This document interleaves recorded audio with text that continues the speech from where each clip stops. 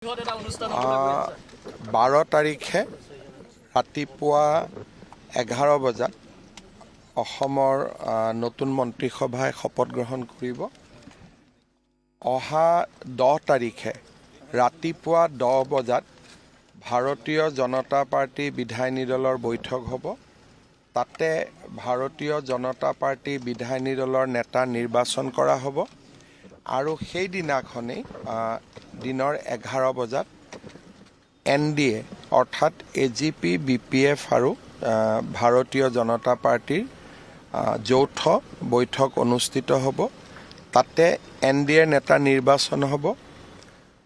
12 বজাত অসমৰ ৰাজ্যপালক সাক্ষাৎ কৰি চৰকাৰ গঠনৰ অনুমতি দিবলৈ অনুৰোধ জনোৱা হ'ব আৰু ৰাজ্যপাল মহোদয়ে অনুমোদন দিয়াৰ লগে লগে চৰকাৰ গঠনৰ প্ৰক্ৰিয়াও আৰম্ভ হ'ব আৰু 12 তাৰিখে 11 বজাত প্ৰধানমন্ত্ৰী নৰেন্দ্ৰ মোদী ডাঙৰীয়াৰ উপস্থিতিত শপত গ্ৰহণ অনুষ্ঠান অনুষ্ঠিত হ'ব।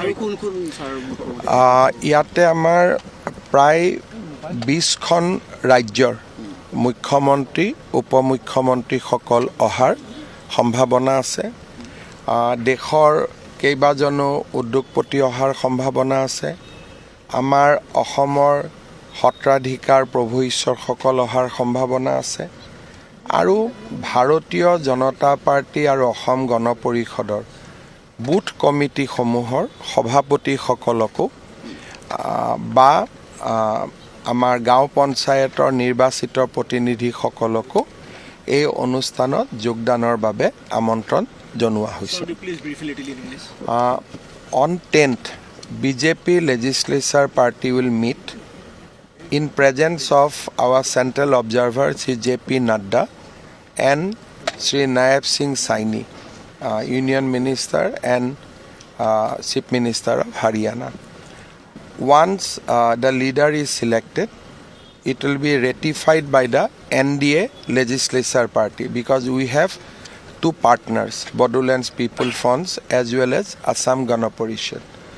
Once formality is over, then definitely the legislature party will select a delegation and delegation will go and meet Governor of Assam and stake claim to form the governments.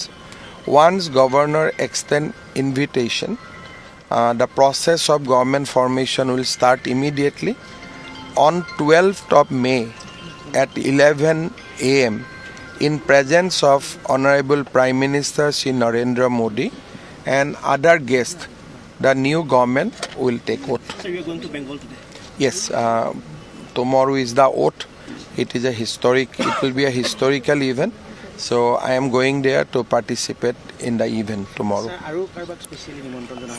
ইমান স্পেচিয়েল মানুহৰ নামে ক'লো আৰু কোন বাকী থাকিলে।